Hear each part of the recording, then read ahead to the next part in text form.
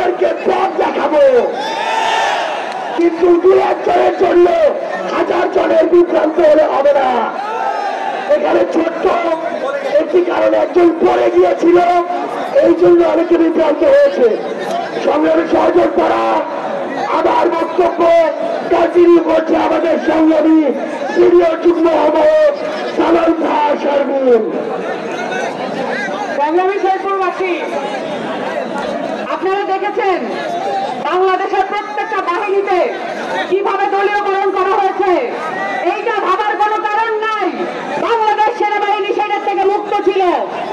বাংলাদেশের সেনাবাহিনীতে প্রত্যেকটা অফিসারে এখানে দলীয়করণ করে সর্বোচ্চ চেষ্টা করেছে আওয়ামী লীগ, কিন্তু কিছু সৈনিক বাংলাদেশের ছাত্র জনতার পক্ষে ছিল, এটা সত্য, কিন্তু পুরো বাহিনীকে ছাড় দেওয়ার কোনো সুযোগ নাই। বাংলাদেশের সেনাবাহিনীকে নতুন করে ঢেলে সাজাতে হবে, এটাকে বাংলাদেশের বাহিনী বানাতে হবে। আপনারা দেখছেন আমাদের দেশের মাটি ও মানুষের প্রতি এই ধরনের বাহিনীগুলো কি পরিমাণ অন্যায় অবিচার ও জুলুম করেছে। আমাদেরকে মা বোনদেরকে বিধবা হতে হয়েছে, স্বামী হারা হতে হয়েছে, ছেলে হারা হতে হয়েছে। এই মা বোনদের দুঃখ কষ্টের নজির আমরা আর কোথাও দেখতে পাই না। বাংলাদেশকে এটার প্রতিশোধ তুলতে হবে। বাংলাদেশকে আধিপত্যবাদ বিরোধী এই সংগ্রামে সকলকে আসতে হবে।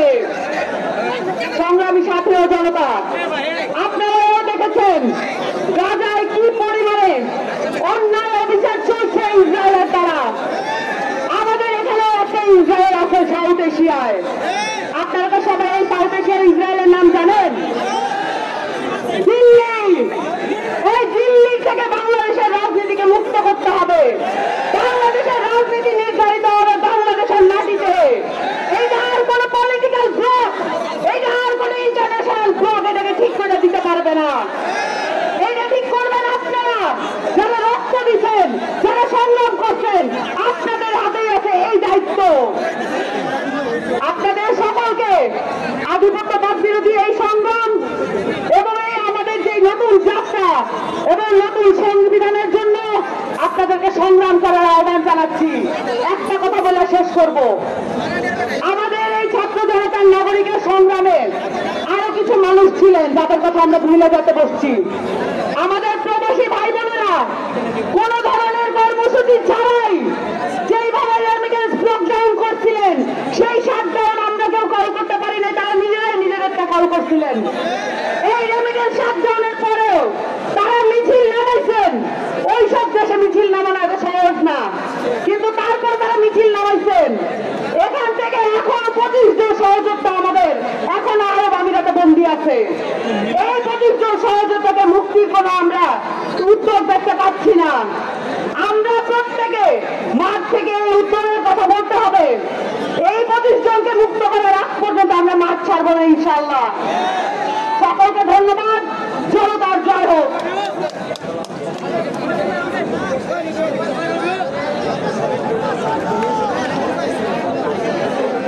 সংগ্রামী উপস্থিতি, আমরা বক্তব্যে শুনলাম প্রবাসীরা আমাদের এই আন্দোলনে যে অবদান রেখেছে, সেই অবদানকে আমরা ভুলব না। আমরা আগামীর এই নির্বাচনে প্রবাসীদের ভোটাধিকার আমরা নিশ্চিত করতে চাই।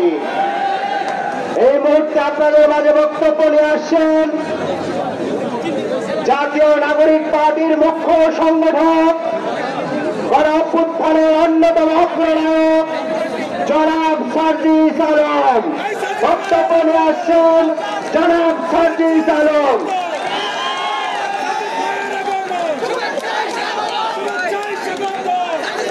শেরপুরের সংগ্রামী ছাত্র জনতা,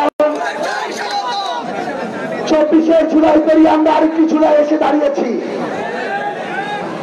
এই বাংলাদেশটি আমাদের যে কাঙ্ক্ষিত চাওয়া পাওয়াগুলো ছিল বিগত 1 বছরে সেগুলো পূরণ হয়নি। এই জন্য আমাদেরকে দেশ গড়তে জুলাই পদযাত্রায় বের হতে হয়েছে। সংগ্রামী সহযোদ্ধারাও বাংলাদেশের প্রত্যেকটা সিস্টেম কিছু ধান্দাবাজ বাটপার ব্যক্তি স্বার্থকে প্রাধান্য দেয় কলুষিত হয়েছিল। অভ্যুত্থান পরবর্তী সময় গিয়েছে, সেই লোকদের বিরুদ্ধে যথাযথ ব্যবস্থা নেওয়া হয়নি। অতঃপর ওই কালপ্রিটরা আবার ওই সিস্টেমগুলোতে নতুন করে ঝেঁকে বসেছে।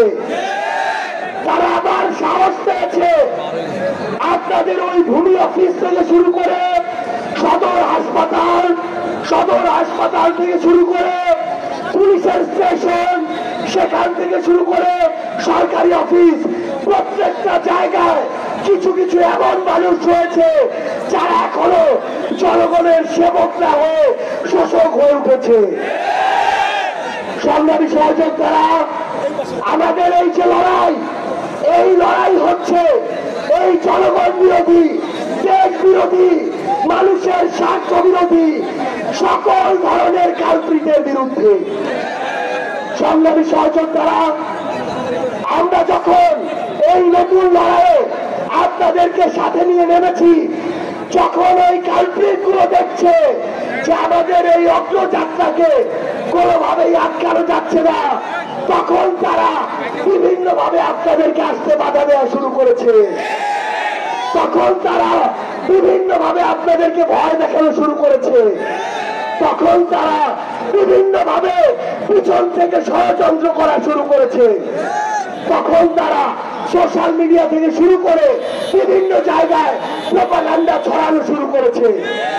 সংগ্রামী সহযোদ্ধারা, আমরা স্পষ্ট করে একটা কথা বলি, এই বাংলাদেশে আমরা অন্ধভাবে কাউকে বীর মানব না। কেউ যদি 95টা ভালো কাজ করে সেটার জন্য ভালো বলবো, আবার যদি 5টা খারাপ কাজ করে সেটার জন্য তাকে খারাপ বলবো। একইভাবে কেউ যদি 95টা খারাপ কাজ করে তাকে যেমন খারাপ বলবো, 5টা ভালো করলে সেটাও ভালো বলবো। আমরা আগামীতে আমাদের এই বিবেককে আর কোন দল, ব্যক্তি, গোষ্ঠী, মার্কা, প্রতিষ্ঠানের কাছে আর বন্ধক দিব না। সংগ্রামী সহযোদ্ধারা, আমরা ভুলি নাই এই বাংলাদেশে 24 জুলাইয়ে তার পূর্বে কোন কোন প্রতিষ্ঠানগুলোকে শেখ হাসিনা কিভাবে ব্যবহার করেছিল। আমরা ভুলি নাই কিভাবে কোন প্রতিষ্ঠানগুলোকে ব্যবহার করে বিচার বহির্ভূত হত্যাকাণ্ড ঘটানো হয়েছিল। আমরা ভুলি নাই কিভাবে আয়না ঘরে বছরের পর বছর ধরে আমার মজলুম ভাইদেরকে বন্দী করে রাখা হয়েছিল। আমরা ভুলি নাই কিভাবে শাপলা চত্বরে ওই পিলখানায় 24 অভ্যুত্থানে কোন বাহিনীকে ব্যবহার করে আমাদের উপরে গণহত্যা চালানো হয়েছিল। সংগ্রামী সহযোদ্ধারা, আগামীর বাংলাদেশকে হতে হবে সাহসের বাংলাদেশ। আগামীর বাংলাদেশকে হতে হবে সামনে এগিয়ে চলার বাংলাদেশ। আগামীর বাংলাদেশকে হতে হবে প্রতিরোধের বাংলাদেশ। আগামীর বাংলাদেশ হতে হবে অন্যায়ের বিরুদ্ধে মাথা উঁচু করে প্রতিবাদ করার বাংলাদেশ। শেরপুরের সংগ্রামী সহযোদ্ধারা, বিপ্লবের সহযোদ্ধারা, শেরপুরের আমাদের শের ভাই বোনেরা, আপনারা আজকে শেরপুরের উন্মুক্ত মঞ্চে একটা পথসভায় হাজার হাজার মানুষের যে জনসমুদ্র দেখিয়েছেন, এই জনসমুদ্র আমাদেরকে আজীবন আপনাদের জন্য লড়াই করে যাওয়ার অনুপ্রেরণা জুগিয়ে যাবে। আমার সংগ্রামী সহযোদ্ধারা, একটা জিনিস মনে রাখতে হবে, আমরা যদি ভয় পাই তাহলে সেখানেই শেষ, কিন্তু আমরা যদি রুখে দাঁড়াই সেটাই হবে আগামীর বাংলাদেশ। সংগ্রামী সহযোদ্ধারা, আপনাদের কাছে বিনয়ের সাথে অনুরোধ থাকবে, আগামীর বাংলাদেশে দেশ গঠনের জন্য যে সিদ্ধান্তগুলো নেওয়ার ক্ষমতা আপনাদের আছে, সেখানে যেন আমরা সৃষ্টিকর্তার দ্বারা এই বিবেক বোধটাকে কোন জায়গায় বন্ধক না রাখি। আমরা যদি ভালোকে ভালো বলার সাহস দেখাই, তাহলে ভালোরা মৃত্যুর পরোয়ানা না করে আপনার সামনে দাঁড়িয়ে যাবে। সংগ্রামী সহযোদ্ধারা, যদি বাংলাদেশকে কাঙ্ক্ষিত জায়গায় দেখতে চাই, নিজের দায়িত্বটা নিজের পালন করতে হবে। শুধুমাত্র অন্য দলের বলে অন্য মতের বলে আমরা যেন কাউকে প্রতিপক্ষ না মনে করি, আমরা যেন কাউকে শত্রু না বানাই। ইনশাআল্লাহ আমরা ঐক্যবদ্ধ ভাবে আগামীর আমাদের কাঙ্ক্ষিত বাংলাদেশ গড়ব, চূড়ায়ের কাঙ্ক্ষিত বাংলাদেশ গড়ব, অভ্যুত্থানের কাঙ্ক্ষিত বাংলাদেশ গড়ব।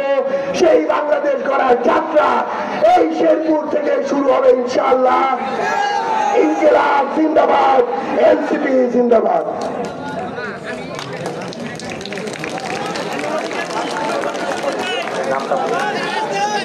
সংগ্রামে উপস্থিতি এই মুহূর্তে বক্তব্য নিয়ে আসছেন আপনাদের বহুল কাঙ্ক্ষিত জুলাই আগস্টের গণ অভ্যুত্থানের মহানায়ক, বাংলাদেশকে ফাঁসিস্ট